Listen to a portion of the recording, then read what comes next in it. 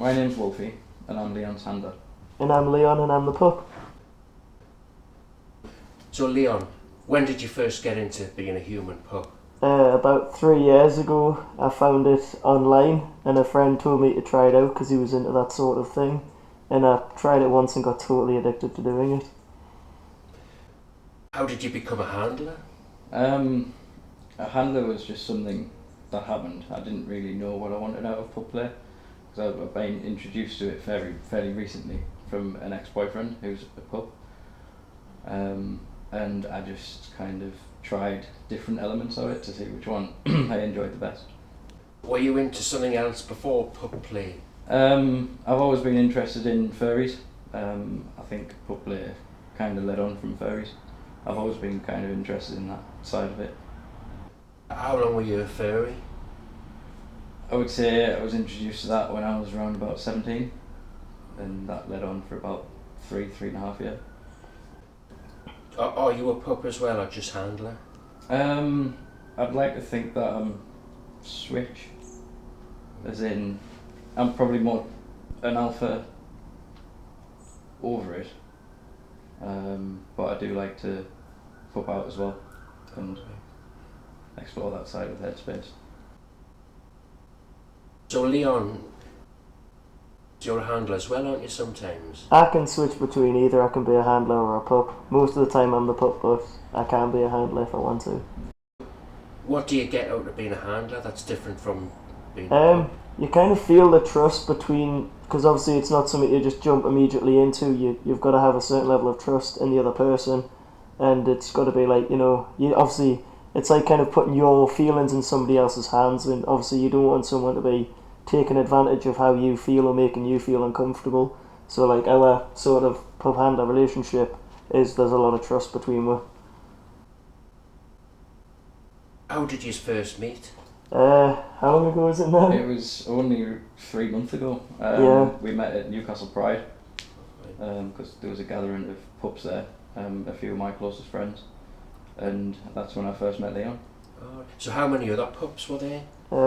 At Pride there was roughly between 15 and 20 this year. What did the rest of the sort of gay community, what was their reaction to seeing? It was actually quite positive, most of it. I mean, people were kind of a bit sceptical about doing it in and around Newcastle, because it's obviously a big step from just like, a normal sort of gay community up to like having people dressed as like human pups. It's sort of a bit of a leap for them to kind of take in. But lots of people were sort of like, oh, I've got to get a picture of this, we've got to talk to them and see what's going on.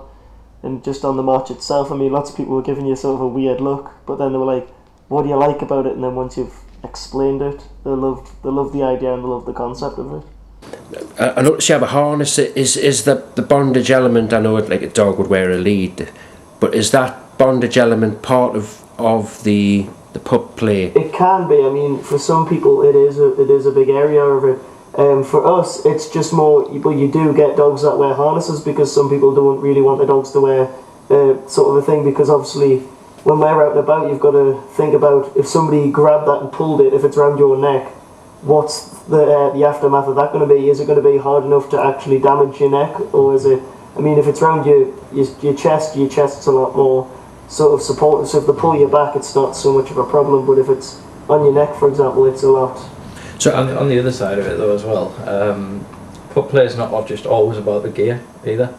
You don't even have to have any gear to be into pup play. It's just basically you've just got to have the mentality of it, and then it's something that sort of picks you up rather than you picking it. Oh, I see. Yeah. So I noticed you're wearing jeans, and is that a lycra top? Is it? Or is that? This is a full suit. I just wear the jeans. It's just basically in this kind of weather, it's a little bit warmer to wear. All right. So normally, would you wear like leather or lycra or PVC? I always wear these kind of suits just because I don't see the point in buying the expensive rubber ones, because they can go from like 160 to 200, 300 pound, and obviously when you rip that, it's then you've just dented your bank account and you have to go back and get another one, whereas these are 15 quid. If you rip them, it's not so much of a big deal, and I don't really find the sort of rubber and latex and stuff to be as comfortable, because I wear quite a lot of sort of leather with my alternative dress, so I don't really, it doesn't feel different, it feels exactly like me. Whereas this, you do get that sense of, it's just, you know, you feel like you're not even wearing it. Could you tell us how much your hood cost? This one brand new was about 150 quid. I got this one off a friend who he basically bought a different style that he wanted to go with, and I was more taken to the rubber thing, so I bought it off him for 60. Oh, right, that's good. So it can be quite expensive. Is that just like one company that makes all these, or is there lots of different? There's a lot of companies that make them, but they're not sort of something that they advertise massively. I mean, like, for example, the first mask I got was from a shop over in Gateshead, and I've never really seen them before, and I seen it, and then I thought, there's one there, I'm going to buy it, and I still actually have it as well, I still use it, but I think this one just kind of fits the sort of what kind of dog I want to be and what sort of style I have. The first one I've got is this one here, which I bought in Gateshead a few years ago. Obviously you can see it's not as tight as this one is. Yeah, what's it made out of? I'm not actually sure. It's sort of like, it looks a bit like leather, but it's not like real leather. But it's just sort of like, if it's really, really hot and I'm around the house, then I'll just use this one. Yeah. So I noticed that's got a zip on the front. That's more like a fetish mask. No, this one's just so if you're playing with like toys and stuff as well, you can open the mouth on it. What sort of toys would you play with? It can be everything. I've got lots of them down here. I mean, Anything like, from the pet store. like tennis balls. This one's cased in rubber, just so like you don't wreck the ball, basically. Do you want that one? You can have that.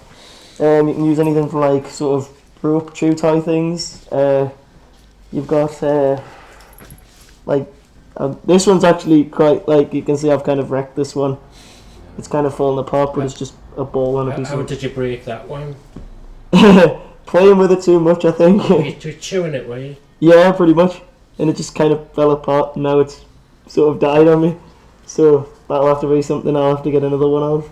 And I think as well, because it's sort of made on elastic as well, so the elastic kind of wears it away. But you've got stuff like, sort of, you've got the squeaky ones, obviously. I've only got two of these. I've only got the pink one and the sort of the cola bottle as well. Yeah, oh yeah. Some are just simple. They're just they kind of get very amusing to play with. So did you get them from a pet shop or a specialised? Both. They were all just from Pets at Home. Yeah, anything like this will come from pet stores. I mean, Asda, like Tesco. my first collars I've got there. They're all from original pet shops as well. I think from a pup's point of view, getting collared is very, very special to them. It's the foundation of a connection that you'd have, or begin to have, and continually grow throughout that kind of dynamic. I think the only really way I can put it for people to understand the speciality of it is, for example, someone being proposed to in marriage. It's kind of that similar feeling, I would say. It's the basis of a loyal friendship, and it's like going to the pet store, buying a dog and putting a collar around it and naming him. It's exactly the same as that for us. Would it be the done thing for you to have another puppy? It depends what works for the pup and the handler, because we had a connection straight away. We'd have to talk about it ourselves if we wanted another pup in our lives that I could potentially handle. They'd have to get along with each other. It's the same as having one dog and going buying another one. You don't know what they're going to react like, but it's something that you can try and see what happens, just depending on how everybody's feeling. Could you imagine Leon getting jealous of another pup? No, I don't think he would. I think if he had another pup to play with, they'd just be in headspace all day long, and I'd just be there watching and throwing toys for them. What do you get out of that though? For me, it's I've always wanted to own a dog. I've always wanted my own dog, but I've never had the opportunity, and I don't have the time for it. If I was to own a real dog, I'd want to be with it 24/7. I couldn't go to work and leave it because I'd feel really guilty. Because having a pup is a very loyal friendship to have. Having a human pup is, for me, the headspace is that kind of dynamic.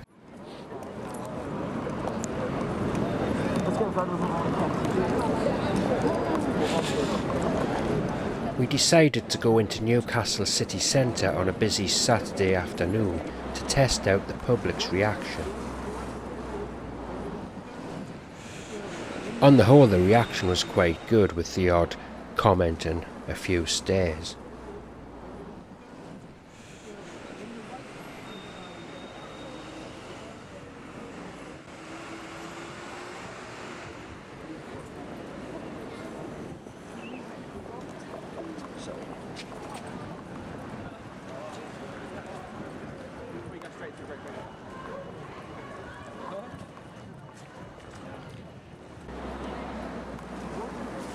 Leo became quite the tourist attraction, with people queuing up for selfies and photographs.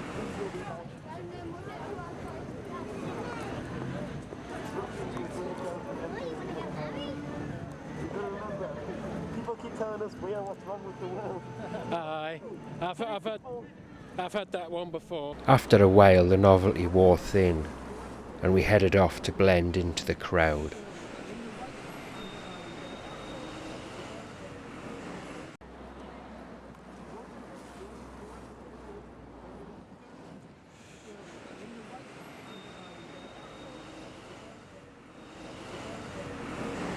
So Leon, what sort of questions do people ask you in the street?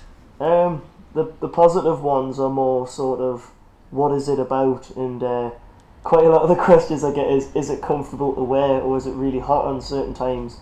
And I mean, obviously, you can see from the sort of the material, in the summer it's not the coolest thing to wear ever, but most of it's pretty comfortable all the time. And some of them come up with they're more insults than questions.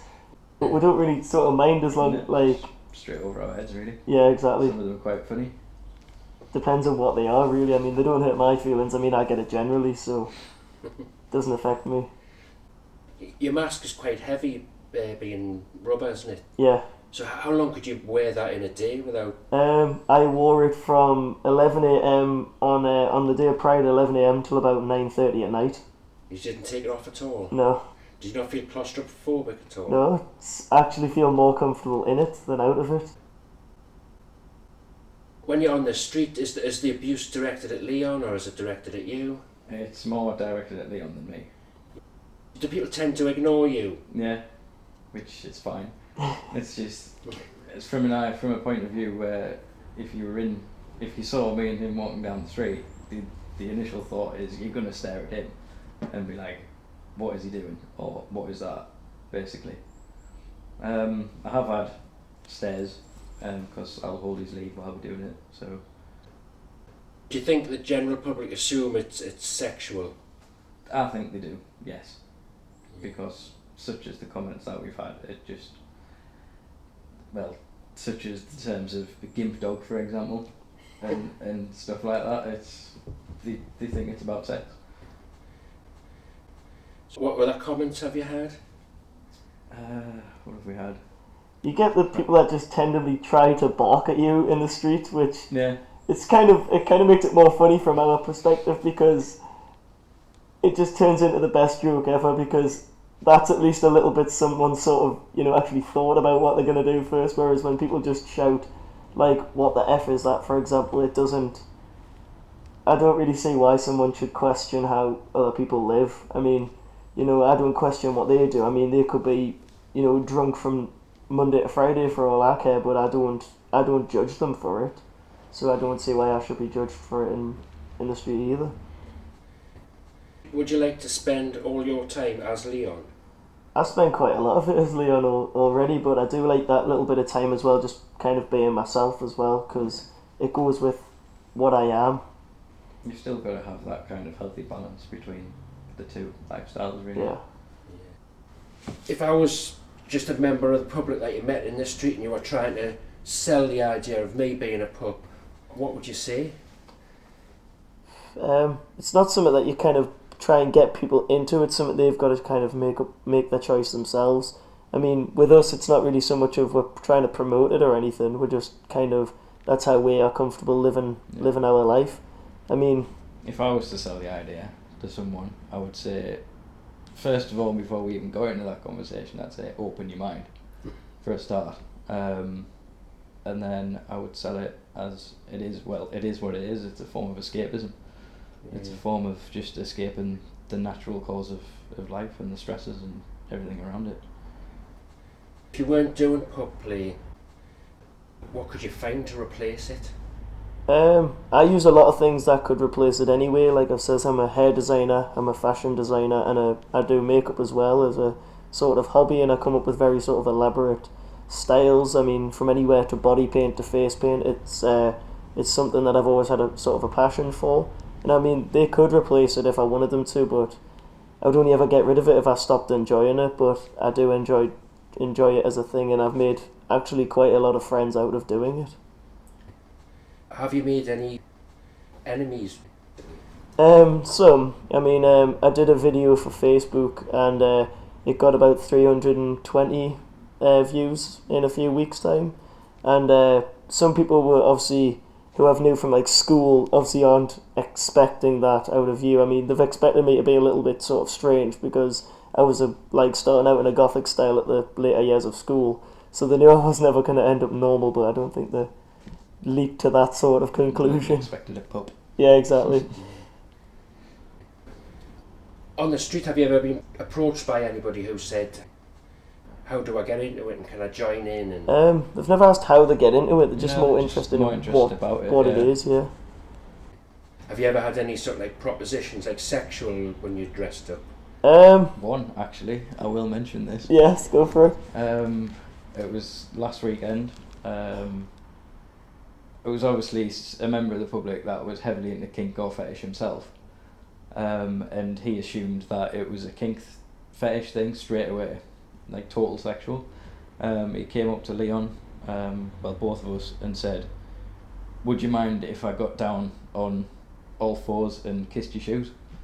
Kissed Leon's shoes. And I was quite fascinated and taken back by it and shocked at the same time.